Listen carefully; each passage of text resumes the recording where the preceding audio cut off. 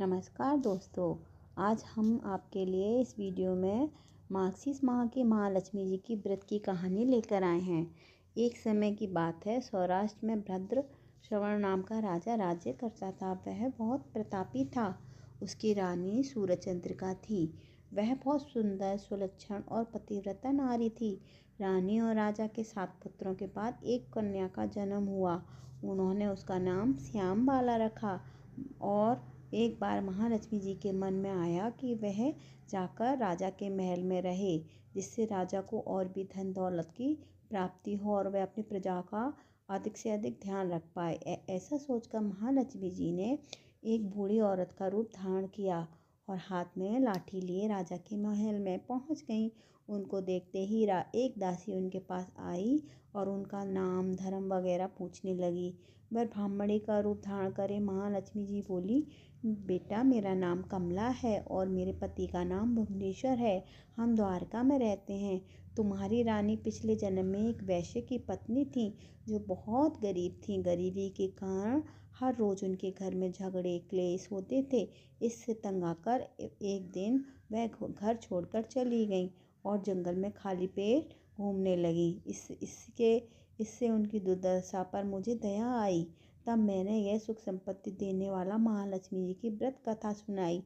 मेरे कहने पर उसने श्री महालक्ष्मी जी का व्रत किया, जिससे उनके मन में लक्ष्मी प्रसन्न हुई और उनकी गरीबी दूर हो गई। उसका घर संसार धन धान भर गया। इसके बाद पति पत्नी दोनों स्वर्गलोक को गए और लक्ष्मी लोक में उन्होंने निवास किया। जितने सालों तक उन्होंने यह महालक्ष्मी जी का व्रत किया, उतने 1000 सालों तक उनके पास सुख भोग और उसका जन्म राजघराने में हुआ। परंतु श्री महालक्ष्मी जी का व्रत करना वह भूल गई। उसके बाद व्रत याद दिलाने आई हूँ। यह बातें सुनकर दासी ने उस महिला को प्रणाम किया और फिर श्री महालक्ष्मी जी की पूजन विधि पूछी। तब वृद्धा के रूप में आई महालक्ष्मी जी ने दासी को महालक्ष्मी जी की व्रत पूजा की विधि बता दी। फिर दासी ने उस ब्राह्मणी को प्रणाम किया और महल के अंदर रानी को बताने चली गई। उधर रानी को अपने ऐश्वर्य पर बहुत घमंड था। दासी द्वारा बताई गई महिला की बातें सुन रानी आग बबूला हो गई और द्वार पर खड़ी महालक्ष्मी जी पर बरस पड़ी। वह नहीं जानती थी कि साक्षात महालक्ष्मी जी बूढ़ी महिला के रूप धारण करके उसके द्वार पर आई हैं। रानी का बुरा व्यवहार देखकर, उनका अनादर देखकर माता लक्ष्मी जी ने वहाँ रुकना उचित नहीं समझा और वहाँ से तुरंत चल पड़ी। उन्होंने रानी की पुत्री राजकुमारी श्यामबाला मिली। उसे बूढ़ी महिला ने राजकुमारी श्यामबाला को उसकी मन की व्यवहार की सारी बात बता दी। श्यामबाला ने महालक्ष्मी जी से अपनी माँ के व्यवहार के बाद क्षमा मांगी। बुरे व्यवहार के कारण अपनी माँ के बारे में क्षमा मांगी। महालक्ष्मी जी को श्यामबाला राजकुमारी पर दया आ गई और उन्होंने श्यामबाला को महालक्ष्मी जी के व्रत के बारे में बताया। उन्होंने श्रद्धा और विश्वास से श्री महालक्ष्मी जी का व्रत किया। फलस्वरूप राजा सिद्धेश्वर के सुपुत्र राजकुमार मालाधर से उसका विवाह हो गया और वह अपने पति के साथ ससुराल में आनंद से दिन बिताने लगी। उधर दूसरी ओर महालक्ष्मी जी का रानी का प्रकोप हुआ, जिसके कारण राजा श्रवण का संपूर्ण राज्य नष्ट हो गया। खाने तक के लाले पड़ गए। ऐसी हालत देखकर इधर उधर भटकते हुए राजा रानी जंगल में रहने लगे। एक दिन रानी राजा से बोली, स्वामी, हमारे दामाद इतने बड़े राजा हैं, धनवान हैं, ऐश्वर्यशाली हैं। हमें उनके पास जाना चाहिए और अपना हाल बताना चाहिए, तो वो ज़रूर हमारी मदद करेंगे। तो ऐसा सोचकर वह अपने दामाद के यहाँ जाने के लिए मन बनाया। फिर वह राजा श्रवण दामाद के पास पहुँच जाने के लिए राजा के राज्य में पहुंचकर वहां एक तालाब के किनारे विश्राम करने लगे। वहां आती जाती जनता उन्हें देख रही थी। वह विनम्रता से पूछने लगे कि आप कौन हैं। जब उनको पता चला कि ये रानी श्यामबाला के पिता हैं, तो वह दौड़ती हुई रानी के पास गई और उसे सारी बात बता दी।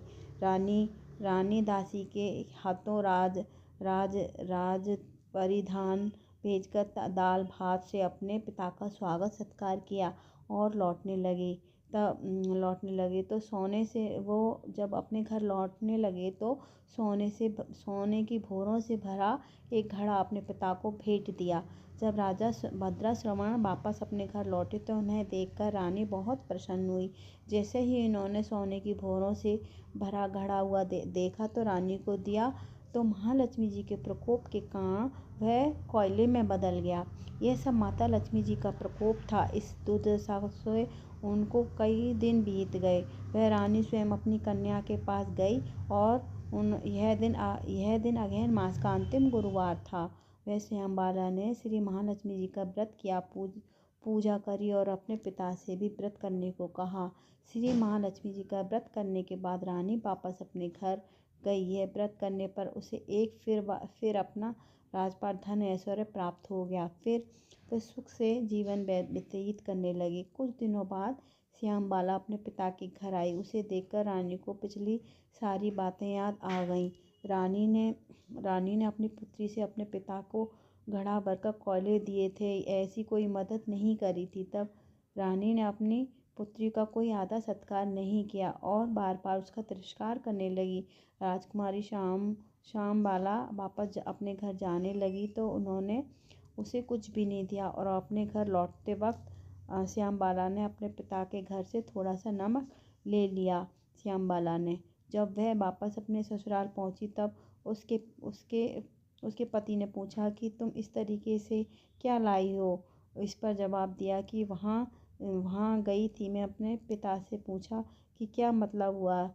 वह श्यामबाला बोली, धैर्य रखिए, सब पता चल जाएगा। उस दिन श्यामबाला ने कई तरह के पकवान बनाए और उसमें नमक नहीं डाला और बिना नमक का भोजन अपने पति को परस दिया। जब राजा को भोजन में कोई स्वाद नहीं आया तो बोली कि रानी, आज तुमने ये खाना कैसा बेस्वाद बनाया है। श्यामबाला ने राजा की थाली में अपने पिता के यहाँ से लाया हुआ नमक डाल दिया, जिससे भोजन में स्वाद आ गया। श्यामबाला अपने पति से बोली, यही मेरे मायके से आया है। फिर वे दोनों जने भोजन करने लगे। इसी प्रकार से वह भी पूरी श्रद्धा भाव से महालक्ष्मी जी की पूजा करते रहे। महालक्ष्मी जी की कृपा अवश्य प्राप्त हुई। उनको सुख संपत्ति और शांति की भी प्राप्ति हुई। सभी मनोकामना पूर्ण होती हैं। जैसे श्यामबाला महालक्ष्मी जैसी कृपा हुई वैसे सब पर हो। बोलो श्री महालक्ष्मी जी की जय।